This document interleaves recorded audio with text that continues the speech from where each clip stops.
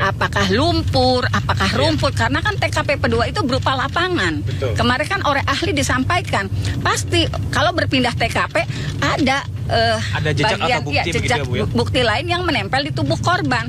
Kenyataannya dari novum yang kami sampaikan di memori PK, bagian tubuh Vina itu bersih, tidak ada lumpur karena itu kan habis hujan. Dan ini juga selaras dengan apa yang Ibu perlihatkan kepada kami awak media. Ada foto kesesuaian antara baju yang dipinjam oleh Vina kepada Widi. Itu memang bagian tubuhnya bersih ya Bu ya? Karena kan gini, saya sudah menyampaikan itu dan tim juga sudah menyampaikan itu di memori. Tapi kan tidak bisa diperlihatkan karena mohon maaf Vina itu tidak bagian tubuhnya kelihatan kan, hanya mempergunakan pakaian dalamnya kelihatan. Nah sekarang soal pakaian dalam sendiri terkonfirmasi betul oleh Mega. Saat di persidangan saya menyatakan, Mega apa enggak ini? Apa? Karena apa? Mega pernah mencucikan celana dalam Vina, gitu, dan dia tahu betul itu ini ia memang punya Vina, karena kok bisa tahu saya pernah mencucikan gitu kan. Dan pada hari kejadian itu Vina sedang menstruasi ya Bu ya? Menstruasi. Kenapa Mega juga tahu? Karena ketika masuk ke kamar mandi, mohon maaf Vina juga meletakkan pembalut dan celana yang masih berlumuran darah gitu. Jadi sebetulnya gini, luar biasa, ini pertemanan yang luar biasa. Jadi temannya sendiri lebih mengetahui pribadi teman daripada keluarganya, kalau saya bisa ngomong kan gitu.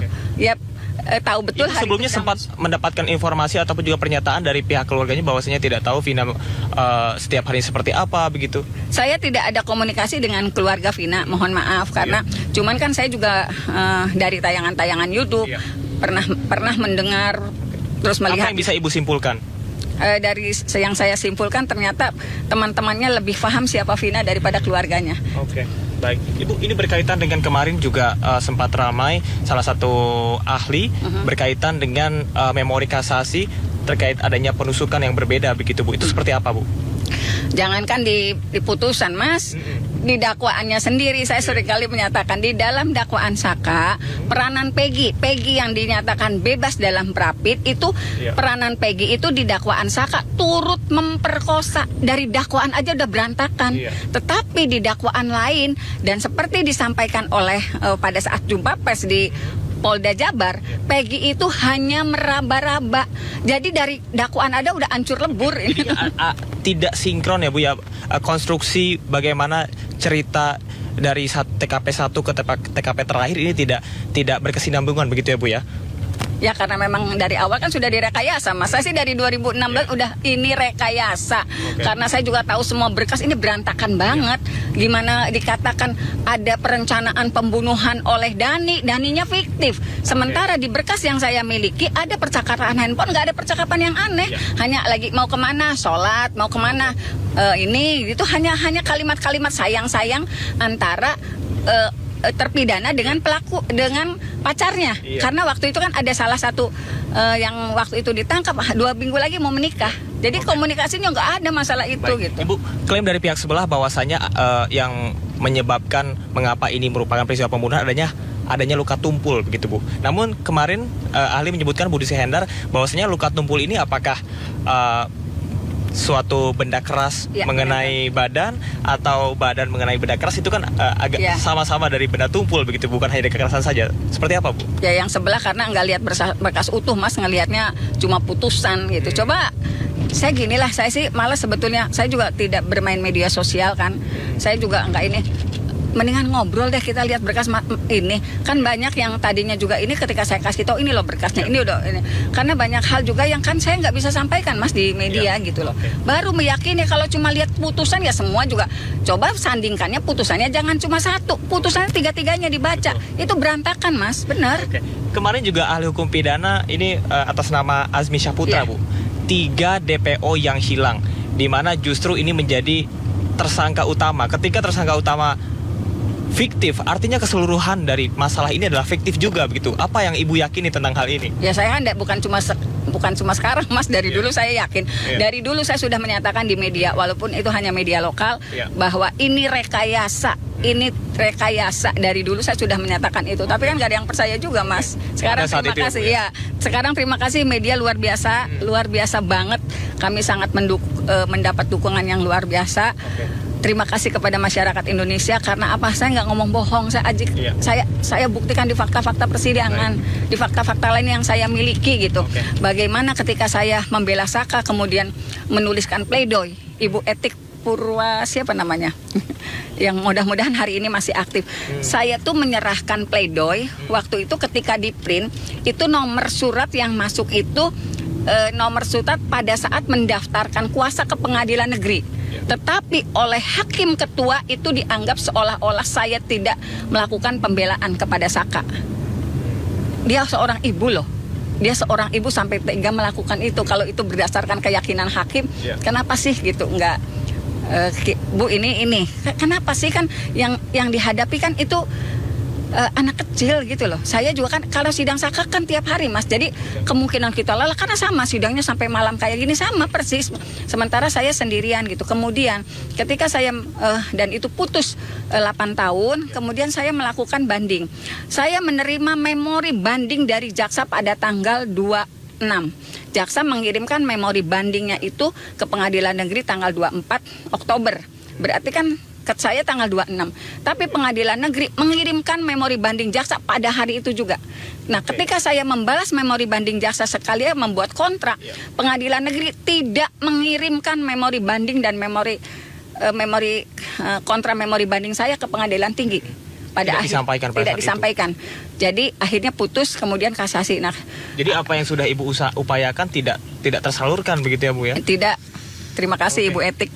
Baik. Terima kasih. Baik. Ibu, ini informasi yang menarik pada hari ini. Saya ingin Ibu memberikan waktu pada Ibu untuk menegaskan mengenai anggota yang Ibu sudah undang dan sampai dengan hari ini belum mendapatkan tanggapan. Silakan Ibu. Ya.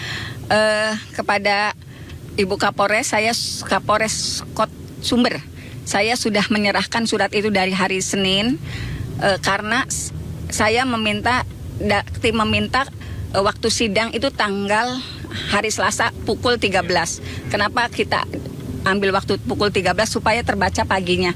Tetapi sampai hari ini saya tidak mendapat informasi apapun. Alasannya belum sampai di meja Kapolres sehingga tidak ada disposisi agar 4 anggota yang sekarang berada di wilayah hukum Polres Sumber itu tidak hadir. Nah, 1 di Polres Kota Cirebon gitu. Jadi alasan terakhir adalah belum sampai di Kapolres begitu. Ya, itu informasi terakhir yang Ibu dapat. Ya, karena saya telepon juga ini surat kok belum sampai ke meja Kapolres. Kalaupun sudah sampai, ini kita udah waktu 4 hari loh, Bu. Ini masih ada sisa 1 hari ini, Bu. Iya. Kan sekarang masih ada saksi ahli kita. Kalau misalnya berkenan pagi ini, kami sangat menunggu pagi ini. Mudah-mudahan wartawan nasional yang kalau wartawan lokal kayaknya Ibu Kapolres nggak denger deh. Kalau wartawan nasional yang mendorong itu, saya yakin Ibu seorang ibu ada sakat tatal yang sedang kita perjuangkan. Kami mohonkan anggota Polres Sumber yang melakukan olah TKP untuk dihadirkan. Saya yakin mereka punya LP karena mereka tidak mengakui sketsa yang disampaikan di sidang 2016. Artinya Ibu yakin bahwasanya arsip LP itu ada sampai dengan detik ini? Ya nggak mungkin nggak ada lah. 2016 itu nggak ini banget gitu. Iya, saya yakin lah karena yang ngerti sebenarnya Polres seluruh anggota kepolisian 2016 udah ada belum LP itu ada di mana, dicari di sistemnya ada di mana. Kita nggak ngerti, kita orang awam tapi mereka pasti punya, nggak mungkin nggak punya. Ibu terakhir komunikasi yang dilakukan melalui apa? Bersama dengan pihak terkait melalui WhatsApp kah? Saya telepon salah satu anggota yang saya tanyakan, saya kirim surat loh ini kayaknya belum sampai gitu. Jadi belum sampai ke meja Kapolres makanya belum ada disposisi. Gitu. Tentunya harapannya bahwasanya di hari ini selain dari saksi ahli yang hadir begitu ya Bu ya, diharapkan dari anggota yang sudah diundang melalui pihak terkait juga hadir. Ibu sampai dengan saat ini tadi kemarin sudah ada 5 Ibu ya, 5 ahli kemudian ditambah dengan ahli yang sekarang. Seberapa yakin bahwasanya ini betul-betul memperkuat novum yang sudah ada sebelumnya, ada 10 poin. Karena kan di jaksa penuntut umum menyebutkan bahwasanya ini tidak relevan sebelumnya. Ya kalau jaksa kan boleh ngomong apa aja Mas, nggak relevan lah, berkas novum itu sudah ada di berkas. Hak jaksa, hak jaksa di berkas yang mana? Saya tantangin, jaksa buka berkasnya, saya buka berkasnya gitu, nggak ada berkas-berkas itu. Ibu menerangkan silakan untuk membuktikan kalau misalnya memang tidak relevan begitu. Mana gitu, asal betul berkas di 2016, jangan bikin berkas baru gitu loh. Tapi kalau saya sih karena dari dulu saya punya keyakinan tidak pernah ada peristiwa pembunuhan dan pemerkosaan, saya juga yakin ini akan berhasil dengan dukungan seluruh masyarakat Indonesia, dengan dukungan para ahli-ahli yang sudah menyatakan itu di persidangan, kemudian dengan berbagai bukti, dengan tiba-tiba bermunculan saksi-saksi yang menceritakan loh, bukan kepada pihak kepolisian, tetapi ke masyarakat, ke tokoh-tokoh masyarakat yang dianggapnya bisa mewakili itu. Luar biasa.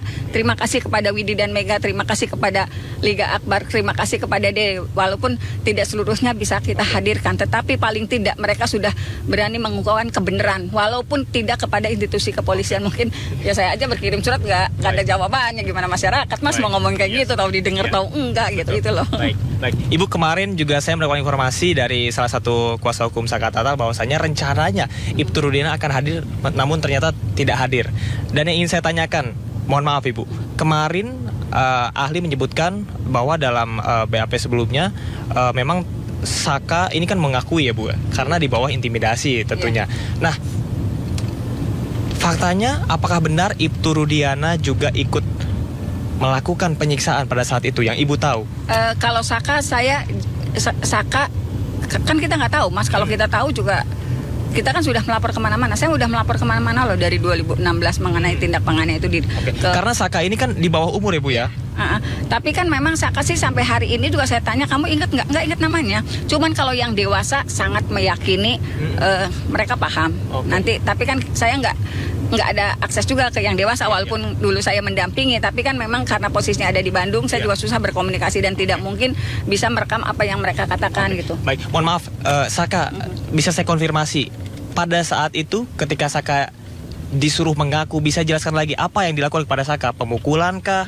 Kemudian juga seperti yang disampaikan oleh rekan Aldi, yakni sepupu Saka, bahwa Saka diperintah untuk meminum air kencing, betul itu? Betul. Oke, apa saja Saka yang saat itu, yang seingat Saka pada umur 15 tahun itu? Ya disetrum. Disetrum? Iya. Kemudian? Dipukulin, suruh minum air kencing, terus diadu kepala diadu pakai gembok. Kepala diadu pakai? Gembok sampai kepala bocor. Oke. Pada saat itu Saka masih mempertahankan bahwa Saka tidak bersalah atau Saka sudah menyerah? Saka masih mempertahankan. Oh, Saka masih mempertahankan bahwasanya Saka tidak bersalah. Pada saat itu Saka sendiri atau bersama dengan rekan-rekan yang lain pada saat diintimidasi seperti itu? Bersama dengan yang lain.